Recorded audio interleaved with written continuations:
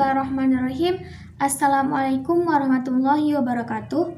Perkenalkan, saya Hana Hayati dari Lokal HKD 4. Pada tanggal 28 April 2022, saya akan menjawab soal UTS Fikih Munakahat dengan dosen pengampun Bapak Kemas Muhammad Gemilang, SHI MH.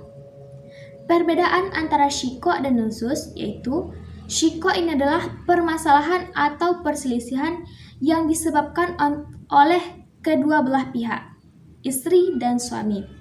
Sedangkan nusus ini adalah permasalahan atau perselisihan yang timbul dari salah seorang, baik itu dari istri ataupun dari suami. Contohnya istri yang keluar rumah tanpa izin suami. Kemudian bagaimana cara penyelesaiannya berdasarkan hukum Islam dan hukum nasional? Yaitu cara penyelesaian syikok menurut hukum Islam itu dengan cara mendatangkan hakam. Kenapa? Karena syikok ini adalah perselisihan atau permasalahan yang sudah tidak dapat didamaikan antara kedua belah pihak. Sehingga dari masing-masing pihak harus mendatangkan satu hakam yang dapat mendamaikan mereka, yang dapat dipercayai dan telah mengetahui seluk-beluk permasalahan tersebut. Kemudian cara penyelesaian nusus yaitu nusus istri ini, cara penyelesaiannya itu yang pertama menasihatinya. Jika tidak bisa dinasihati, maka dengan pisah ranjang. Namun jika tidak bisa, maka dengan cara memukul. Kemudian jika tidak bisa juga, maka dengan mendatangkan orang yang dapat mendamaikan mereka. Kemudian bagaimana cara penyelesaian nusus suami? Yaitu dengan cara menasehatinya. Jika tidak mampu untuk dinasehati, maka dengan cara mendamaikan. Namun jika tidak bisa lagi, maka sang istri boleh mengajukan ke pengadilan. Cara penyelesaian secara hukum Islam dan nasional ini sama. Kemudian, apa perbedaan antara fasa dan khulu?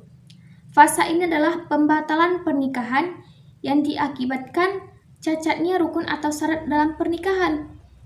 Kemudian, apa itu khulu? Khulu adalah permintaan cerai oleh istri terhadap suami di pengadilan. Apa aja yang menyebabkan terjadinya fasa? Yaitu karena dia cacat atau saudara sesusuan.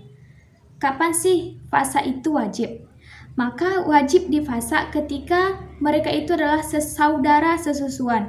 Kemudian kapan hukumnya sunnah? Fasa itu sunnah jika sang istri masih mau menerima kekurangan suami seperti suami yang cacat kakinya.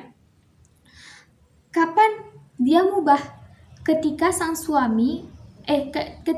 istri masih mampu untuk menerima kekurangan suami atau menerima sikapnya yang tidak dapat, yang kadang membuat hatinya sakit.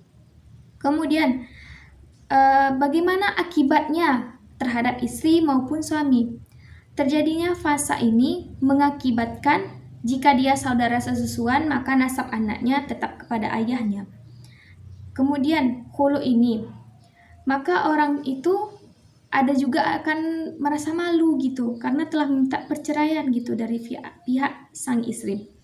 Kemudian jika mereka ingin kembali, maka mereka harus dengan akad baru, dengan melakukan pernikahan baru dengan akad baru.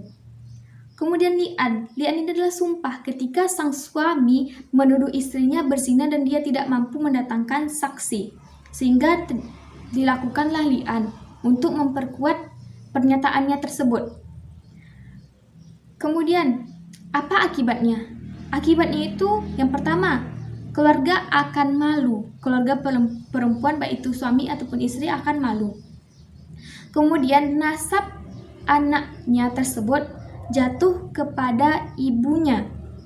Kemudian terjadi pembagian harta dan tidak bisa hidup bersama lagi.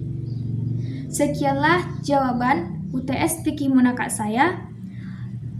Wassalamualaikum warahmatullahi wabarakatuh.